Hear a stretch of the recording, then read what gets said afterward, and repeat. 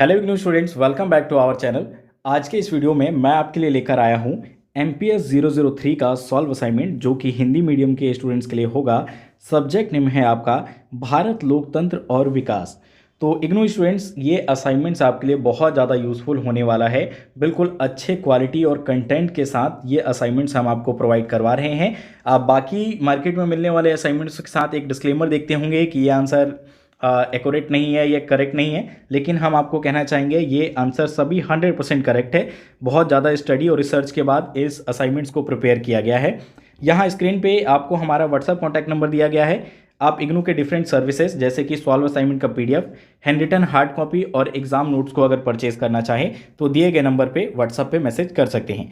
चलिए आगे बढ़ते हैं और देखते हैं इसके क्वेश्चन पेपर को। तो 2022 और 2023 सेशन का ये असाइनमेंट है। लास्ट डेट ऑफ सबमिशन की बात करें तो जुलाई 2022 वाले स्टूडेंट्स को इसे 30 मार्च 2023 तक सबमिट करना है, और वहीं जनवरी 2023 वाले स्टूडेंट्स को 30 अक्टूबर 2023 तक सबमिट करना होगा। क्वेश्चन पेपर में आपको 2 भागों में कुल 10 प्रश्न दिए गए हैं, लेकिन आपको कोई 5 ही सॉल्व करने हैं। और यहाँ हम आपको 5 मोस्ट इंपॉर्टेंट सॉल्यूशन प्रोवाइड करवा रहे हैं, जो कि केवल असाइनमेंट्स के पॉइंट ऑफ व्यू से ही नहीं, एग्जाम्स के लिए भी बहुत ज़्यादा इंपॉर्टेंट होने वाले हैं, और ये क्वेश्चंस आपको एग्जाम में देखने को मिल सकते हैं। यहाँ हम बात करेंगे सबसे पहले इस असाइनमेंट्स की क्वालिटी की। तो 100% सारे एक्यूरेट आंसर है, और यहाँ आपको कोई भी डिस्ट्रैक्शंस देखने को नहीं मिलेगा, जैसे कि बाकी असाइनमेंट्स में होते हैं जो अदर्स आपको मार्केट में अवेलेबल है। इतना डार्क वाटर मार्क होता है कि आपका कंटेंट छुप जाता है, आप उसे लिख ही नहीं पाते।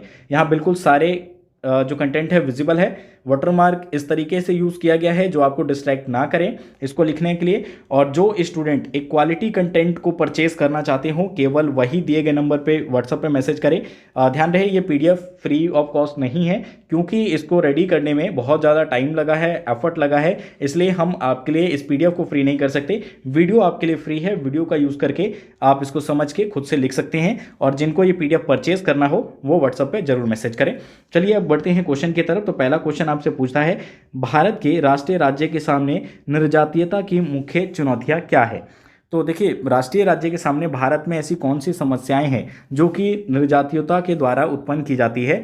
तो देखिए, निर्जातीयता को सबसे पहले समझ लीजिए कि एक ऐसा वर्ग समूह होता है जो कि सांस्कृतिक तौर पे, भाषा के तौर पे, धर्म के तौर पे, इतिहास के तौर पे इनका एक कॉमन संगठन होता है, और ये बाकी लोगों से अपने आप को अलग रखते हैं या अलग समझते हैं। इनका इतिहास, संस्कृति, भाषा अलग होती है, और इनको ये डर रहता है कि बाकी लोगों के द्वारा या समुदाय के द्वारा इनको नुकसान पहुंचाने की कोशिश की जाएगी, और जिसकी वजह से ये कई बार आंदोलन तरीके अपनाते हैं, और ये आंदोलनात्मक तरीके हिंसक रूप भी धारण कर लेते हैं, और जिसकी वजह से किसी भी राष्ट्र, जैसे कि यहाँ भारत के कॉन्सेप्ट में समझ रहे हैं, तो उस राष्ट्रीय राज्य की एकता को, अखंडता को भी नुकसान पहुंचता है।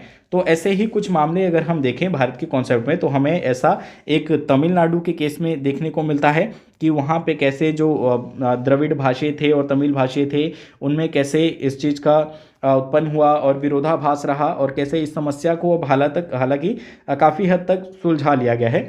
अगला कॉन्सेप्ट हमें यहाँ पंजाब के रूप में देखने को मिलता है।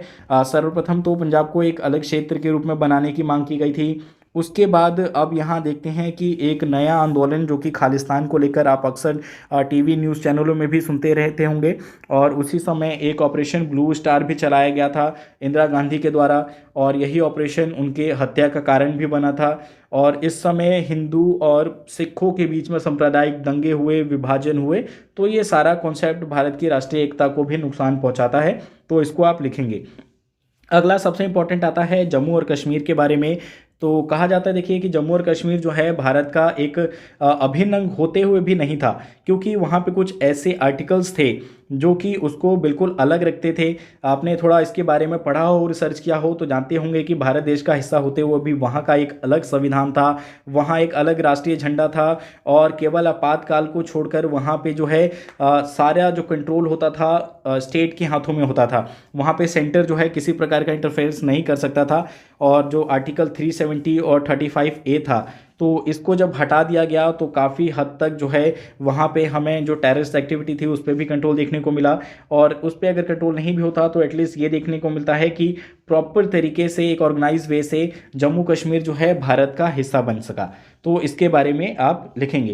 क्वेश्चन नंबर 3 आता है आपका, भारत के लोकतंत्र में 73वें और 74वें संशोधन के महत्व की चर्चा कीजिए। तो ये दोनों जो संशोधन है ये हमें पंचायती राज व्यवस्था से संबंधित देखने को मिलते हैं। तो 73वें संशोधन में आपको बताना है कि पंचायती राज व्यवस्था जो ग्रामीण क्षेत्रों में हमें गाँव में देखने को मिलता है, तो इनका क्या योगदान है, कौन कौन से ये कार्य करते हैं, कैसे इसमें इनका जो है कॉन्सेप्ट क्या है, जो पंचायत संस्था में देखने को मिलती है उसमें कैसे सीटों का बंटवारा है, महिलाओं के लिए कितनी सीटें आरक्षित है, इनके कौन कौन से अनिवार्य काम है, ये सारा चीज़ आप लिखेंगे। 74वें संशोधन जो है, देखिए कॉन्सेप्ट इसका बिल्कुल वही है, 73वें से मिलता जुलता, लेकिन वो ग्रामीण क्षेत्रों के लिए था और 74वां जो है शहरी क्षेत्रों के लिए था। जहाँ पे आप एमसीडीज़ की व्यवस्था देखते हैं, आप इसको सिंपल तरीके से समझ सकते हैं, जैसे कि नई दिल्ली में आप देख सकते हैं, ठीक है, दिल्ली में देख सकते हैं, सॉरी माफ़ कीजिएगा, दिल्ली, मुंबई, चेन्नई, कोलकाता, प्रयागराज, लखनऊ और पटना। तो यहाँ पे जो होते हैं एमसीडीज़ किस प्रकार से काम करती है यहाँ पे, तो इसके बारे में आपको बताना है। और निगम पार्षद का चुनाव कैसे होता है, इनके क्या कार्य होते हैं और कौन कौन से इनकी इंपॉर्टेंट वर्क है, ये सारा कुछ इसमें आप बताएंगे और यहाँ निष्कर्ष भी दिया गया है। तो यहाँ देख सकते हैं आप बिल्कुल अच्छे क्वालिटी और कंटेंट के साथ ये असाइनमेंट्स आपको प्रोवाइड करवाया जा रहा है। अगर इस पीडीएफ को आपको परचेज करना हो तो दिए गए नंबर पे व्हाट्सएप पे जरूर मैसेज करें और इसका आप हैंड रिटन हार्ड कॉपी भी ऑर्डर कर सकते हैं, जो कि आप डायरेक्ट सेंटर में सबमिट कर पाएंगे। क्वेश्चन नंबर 4 आता है आपका, सहभागिता के गैर दलीय संस्थान क्या है, लोकतांत्रिक प्रक्रिया में ये किस प्रकार से पूरक है। तो सहभागिता के गैर दलीय संस्थान आपको बताना है। तो सहभागिता के गैर दलीय संस्थान क्या होते हैं, देखिए लोकतंत्र में जो है ना दबाव समूह कह लें या गैर दलीय संस्थान कह लें, इनका इंपॉर्टेंस बहुत ज़्यादा होता है। ये जो है पॉलिटिकल को भी, राजनीति को भी प्रभावित करते हैं। सामान्य तौर पे देखिए हमें देखने को मिलता था कि कुछ दबाव समूह, जैसे कि हमें छात्र संगठन देखने को मिल सकते हैं या फिर किसानों का संगठन देखने को मिल सकता है, तो ये राजनीति को बहुत ज़्यादा प्रभावित करते थे। ट्रेड यूनियनों की बात कर सकते हैं, लेकिन आधुनिक समय में इसका जो है रूप बदलता जा रहा है। नए सामाजिक आंदोलन हमें देखने को मिल रहे हैं, इसमें मानवतावादी आंदोलन देखने को मिलेंगे, ठीक है, इसमें नारी आंदोलन देखने को मिलेंगे, पर्यावरण संबंधित आंदोलन देखने को मिलेंगे। तो ये सारी चीज़ें जो है ये सहभागिता के गैर दलीय सहभागिता है जो कि लोकतंत्र को प्रभावित करते हैं। तो इसको आप अच्छे से डिस्क्राइब करेंगे। यहाँ हमने इसमें भी निष्कर्ष दिया हुआ है, आप देख सकते हैं। आप चाहे तो शॉर्ट नोट्स में देखिए, शॉर्ट नोट्स में तो आपको ये निष्कर्ष यानी कि कंक्लूजन नहीं लिखना है, 20 मार्क्स के जो लॉन्ग क्वेश्चन आंसर है उसमें लिखना है। यहाँ पे जहाँ नेसेसरी है हमने ऐड किया है और सभी क्वेश्चंस में देखने को नहीं मिलेंगे। अब अगले क्वेश्चन की तरफ बढ़ते हैं। क्वेश्चन नंबर 7 है जो कि शॉर्ट नोट्स है, सतत विकास और लिंग और विकास के बारे में। तो सतत विकास क्या होता है आप उसके बारे में बताएंगे, उसके क्या सिद्धांत है उसको डिस्क्राइब किया गया है यहाँ पे। अगले क्वेश्चन की तरफ बढ़ते हैं। अगला क्वेश्चन आएगा आपका लिंग और विकास से संबंधित, तो इसको भी देख लीजिए, शॉर्ट नोट्स का है। आपको बोला जाता है 250 वर्ड्स में लिखने के लिए, लेकिन 250 वर्ड्स में आपका आंसर कंप्लीट नहीं होगा।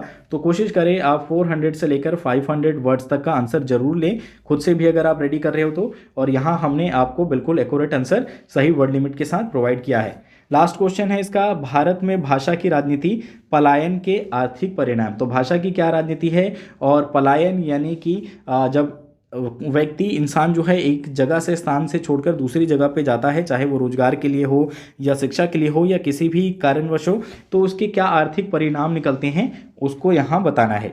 तो ये आंसर हमारा समाप्त होता है। ये वीडियो कैसी लगी कमेंट करके जरूर बताएं।